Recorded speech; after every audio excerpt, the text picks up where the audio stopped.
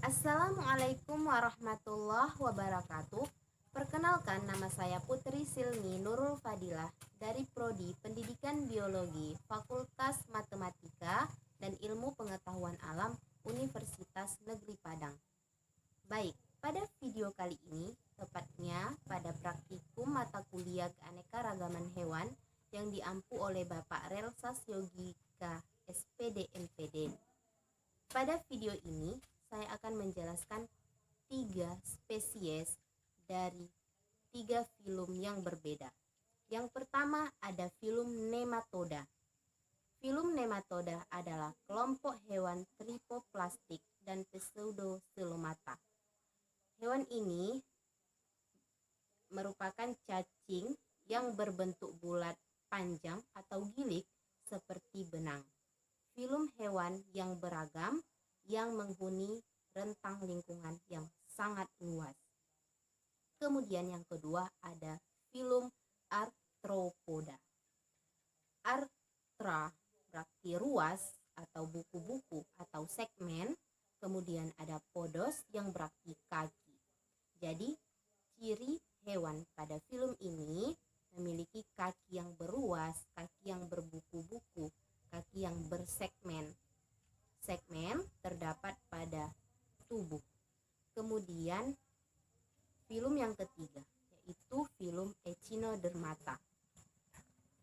Ada kata echinos yang berarti duri dan derma yang berarti kulit.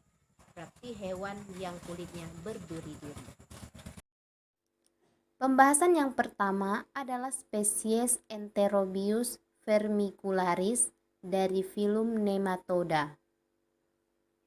Nah, ini merupakan klasifikasi dari spesies Enterobius vermicularis atau yang kita sebut dengan cacing kremi. Selanjutnya, morfologi telur cacing.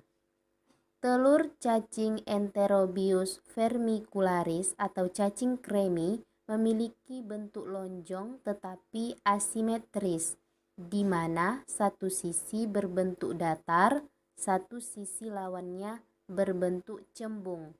Ujung telurnya membulat atau tidak lancip. Telur cacing kremi memiliki dinding yang tebal tetapi jernih atau transparan. Ukuran telur cacing menurut Paniker berukuran 50-60 kali 20-30 mikrometer. Di dalam telur mengandung embrio atau larva cacing. Ada 5.000 sampai 17.000 telur yang dikeluarkan oleh induk cacing betina. Lapisan telur yang paling luar adalah lapisan albumin yang membuat telur mudah melekat satu sama lain. Telur cacing tidak didapatkan dari tinja, melainkan dari anal swab. Karena cacing dewasa yang membawa telurnya keluar anus dan diletakkan di daerah perianal. Selanjutnya adalah morfologi cacing dewasa. Morfologi cacing dewasa berbentuk mirip parutan kelapa. Cacing kremi pada stadium dewasa memiliki 2 kelamin terpisah, yaitu kelamin jantan dan kelamin betina. Perbedaan cacing jantan dan cacing betina adalah ukuran tubuh dan ujung ekornya. Pada cacing jantan memiliki tubuh yang lebih kecil daripada cacing betina dan ekornya melingkar ke arah ventral. Berbeda dengan cacing betina yang berukuran lebih besar dan panjang dari cacing jantan. Selain itu, cacing betina memiliki ujung ekor yang lancip seperti jarum. Kemudian, kepala cacing memiliki pelebaran lapisan kutikula seperti sayap di sebelah kanan dan kiri kepala yang disebut cervical alae. Cervical alae. Cacing memiliki bulbus esophagus. Adapun panjang tubuh cacing kremi yang betina adalah 8-13 mm, sedangkan panjang tubuh cacing jantan hanya 2-5 mm. Lebih kecil berarti dan lebih pendek daripada cacing betina. Telah dijelaskan sebelumnya bahwa cacing kremi memiliki jenis kelamin yang terpisah, yaitu jantan dan betina. Pada cacing jantan memiliki organ kelamin yang disebut dengan testis, sedangkan cacing betina memiliki vulva dan uterus.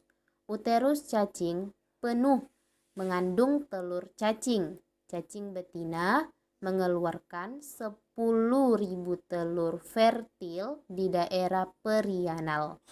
Vulva cacing betina terletak di setengah tubuh cacing. Cacing jantan memiliki copulatory spicula. Nah, ini merupakan sayatan histologi tubuh cacing betina. Panah biru dengan penampakan bentuk kerucut itu merupakan cervical alae. Panah hijau dengan penampakan tanda silang merupakan organ usus cacing, sedangkan panah warna hitam menunjukkan ovarium cacing betina. Kemudian untuk lama hidupnya, cacing kremi betina memiliki umur yang sangat panjang, dapat mencapai 12 minggu, sedangkan cacing kremi yang jantan hanya berusia 7-8 minggu. Telur cacing dapat bertahan dalam kondisi lembab dan dingin selama 2 minggu. Selanjutnya, pembahasan kedua yaitu spesies Millipedes dari filum Arthropoda. Nah, spesies Millipedes ini sering kita sebut dengan kaki seribu. Nah, kaki seribu yaitu yang berasal dari kelas Diplopoda terkadang menjadi hewan pengganggu karena dapat merusak bibit tanaman dengan memakan akar, batang, dan juga daun. Mereka tidak menyebabkan kerusakan di dalam rumah, namun keberadaan mereka dalam jumlah banyak dapat menyebabkan ketidaknyamanan. Kaki seribu sering disebut dengan cluing oleh masyarakat lokal. Hewan ini terlihat seperti cacing, namun segmen yang terdapat pada tubuhnya itu membentuk seperti membulat dan memiliki 2 pasang kaki pada tiap segmennya. Bentuk kepala bulat dengan antena pendek. Kaki seribu dapat bervariasi panjangnya, mulai dari 1 hingga 2 inci bahkan lebih. Biasanya berwarna coklat muda sampai hitam. Kaki seribu dapat memanjat dinding dengan mudah dan sering kali ditemukan masuk ke dalam rumah melalui celah yang ada pada pintu, jendela, ataupun celah retakan pada rumah. Selanjutnya, pertahanan diri. Kaki seribu tidak memiliki racun, tetapi beberapa spesies memiliki kelenjar yang mampu menghasilkan cairan yang dapat menyebabkan iritasi. Cairan tersebut dikeluarkan melalui mekanisme pertahanan diri atau semprotan defensif dan dapat menyebabkan reaksi alergi pada manusia. Semprotan defensif dari beberapa kaki seribu mengandung asam klorida yang secara kimia dapat membakar kulit dan menyebabkan perubahan warna kulit dalam jangka panjang. Cairan ini juga dapat berbahaya jika terkena mata. Tidak disarankan untuk memegang kaki seribu dengan tangan kosong. Orang yang memegang kaki seribu juga bisa merasakan bau yang melekat pada tangan. Setelah kontak dengan kaki seribu, cucilah tangan sampai bersih dengan sabun dan air sampai baunya hilang. Selanjutnya, makanan dan habitat. Sebagian besar kaki seribu termasuk dalam hewan pengurai. Mereka memakan sisa bahan organik yang membusuk dan serasa dedaunan, meskipun ada beberapa spesies memakan akar, batang, dan daun tanaman hidup. Keberadaan kaki seribu sebagai hewan pengurai sangat berpengaruh terhadap penguraian sisa bahan organik dan berujung pada pelepasan unsur-unsur tersebut sebagai nitrogen dalam tanah atau siklus nutrisi. Siklus nutrisi adalah salah satu proses utama yang mengatur dinamika ekosistem. Umumnya, kaki seribu bertanggung jawab terhadap penguraian 5-10% dari serasah daun tahunan. Kaki seribu menghabiskan sebagian besar hidup mereka dengan tinggal di tanah. Mereka lebih menyukai tempat yang cenderung lembab dan sejuk. Selanjutnya, adapun siklus hidup dari kaki seribu adalah kaki seribu dapat menghasilkan 20 hingga 300 butir telur dan meletakkan telur-telurnya di tanah. Telur-telur tersebut akan menetas dalam beberapa minggu. Kaki seribu muda hanya memiliki 3 pasang kaki dan tidak lebih dari 7 segmen dalam tahap awal perkembangannya. Jumlah segmen dan juga kaki akan terus bertambah bersamaan dengan proses molting atau proses ganti kulit sampai mereka mencapai kematangan seksual. Biasanya dalam 2 hingga 5 tahun tergantung pada spesiesnya. Kaki seribu kadang bermigrasi dalam jumlah besar, terutama setelah hujan lebat di akhir musim kemarau atau saat cuaca dingin. Pembahasan yang ketiga yaitu spesies Archaster typicus dari filum Echinodermata. Nah, ini merupakan klasifikasi dari spesies Archaster typicus atau yang kita kenal dengan bintang laut. Nah, seringkali bintang laut ditemukan mempunyai 5 lengan, kadang juga terlihat hanya 4 bahkan 6 lengan. Jika salah satu lengan terputus, maka lengan baru akan terbentuk dengan segera karena adanya daya regenerasi yang tinggi pada hewan ini. Secara umum, hewan ini mempunyai badan relatif tipis. Jika pada bagian dorsal ditemukan madreporid dan anus, maka pada bagian ventral ditemukan mulut serta kaki tabung atau kaki ambulakral pada setiap lengannya. Madreporid adalah sejenis lubang yang mempunyai saringan dalam menghubungkan air laut dengan sistem pembuluh air dan lubang kelamin. Kondisi lengan yang kaku serta menyukai habitat dengan substrat yang berpasir membuatnya mudah dibedakan dengan bintang ular laut. Hewan ini sering ditemukan hidup dalam kelompok kecil dengan membenamkan diri di dalam pasir.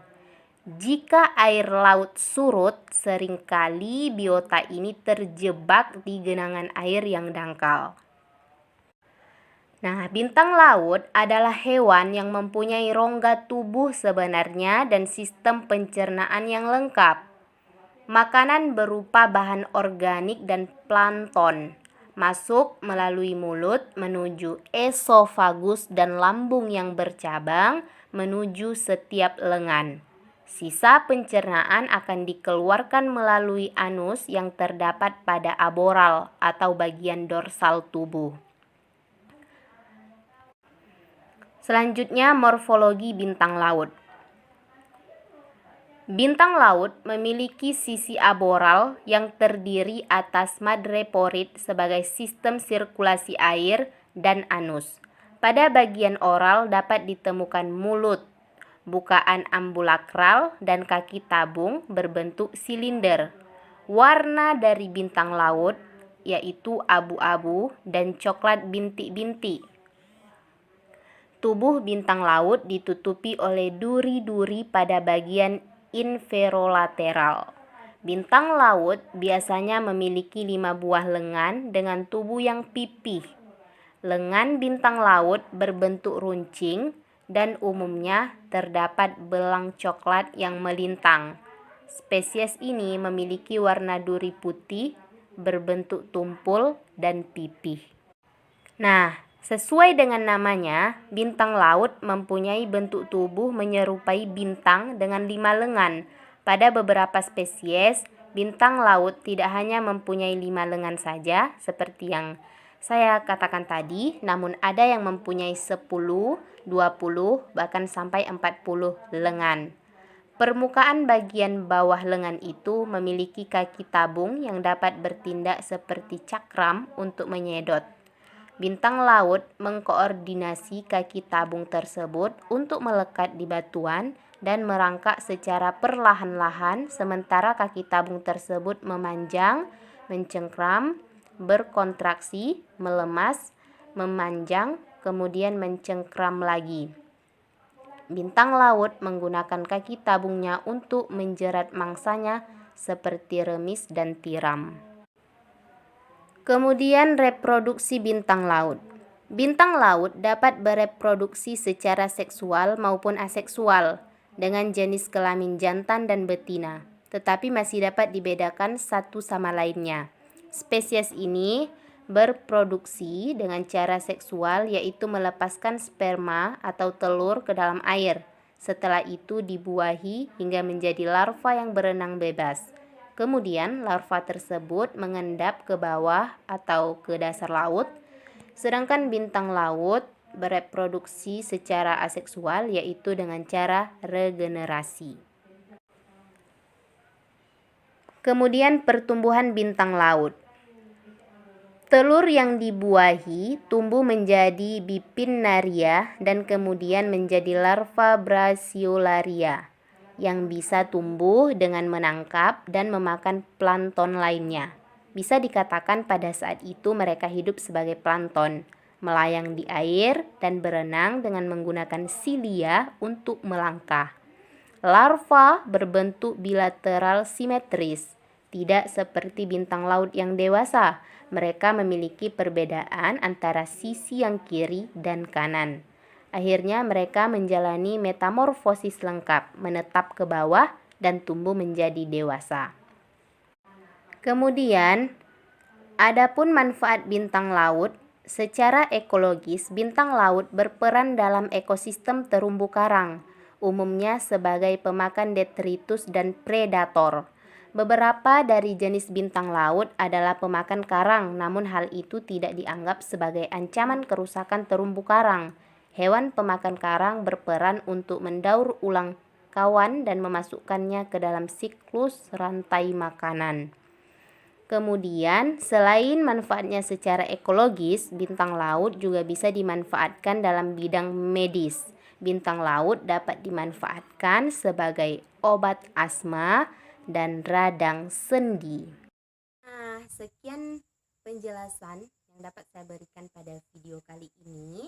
Semoga kita semua dapat mengambil manfaatnya, dan saya sendiri mohon maaf apabila dalam penjelasan pada video ini terdapat kekurangan ataupun kesilapan. Sampai jumpa di video selanjutnya. Jangan lupa ya, like and subscribe. Assalamualaikum warahmatullahi wabarakatuh.